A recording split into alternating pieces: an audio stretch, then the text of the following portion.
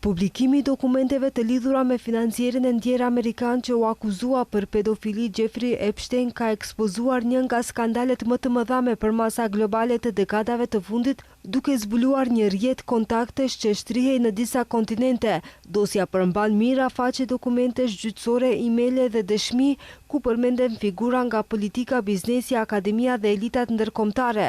Në dokumentet e fundit që u publikuan të premten nga Ministria e Drejtësisë e SBA-s, u zbuluan pretendime tronditëse për përfshirje të mundshme të një shtetas i Maqedonas, profesor në Universitetin Kolumbia, në sigurimin dhe eksportin e trurëve njerëzor nga Maqedonia për eksperimente shkencore në Shtetet e Bashkuara të Amerikës. Sipas dokumenteve bëhet fjalë për tru të rreth 1000 njerëzve, një pjesë të cilëve nga personat që kanë kryer vetvrasje. Hetimi nuk përmban informacione nëse familjet e të ndjerëve në Maqedoni kanë dhënë pëlqim për një përdorim të tillë të organeve, as nëse institucionet maqedonase kanë qenë në dieni apo kanë dhënë leje për një eksport të tillë. Në një nga emailët e publikuara me datë 5 shkurt 2019 flitet për kërkime që lidhen me shkaqet dhe aspektet biologjike të vetvrasjes. Në korrespondencë përmenden edhe shkencëtar nga disa universitete të njohura amerikane.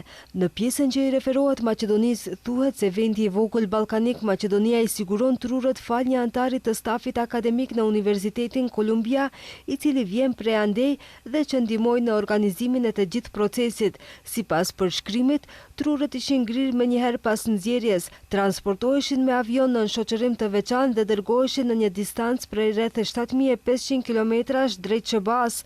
Atje përfundonin në kuti speciale të shënuara me kode QR me pjesë të disektuara të indeve të shënuara sipas anës dhe datës së marrjes. Kujtojmë se Epstein në vitin 2008 u dënua në Florida për shfrytëzim të miturave për prostitucion, ndërsa në vitin 2019 u akuzua nga Departamenti i Drejtësisë i SBA-s për trafikim qenjesh njerëzore me qëllim shfrytëzim seksual. Përkatësisht, ai akuzoi se vajzat e mitura i dërgonte në ishullin e tij privat në Karaibe, ku i abuzonte seksualisht dhe i përdorte për trafikim ndërkombëtar, ndërsa përdorte lidhjet me njerëz të fuqishëm për të mbuluar veprimtaritë e tij. Në gusht 2019 Epstein u gjet i vdekur në qelinë e tij të burgut në New York, ndërsa vdekja e tij u shpall zyrtarisht si vetvrasje.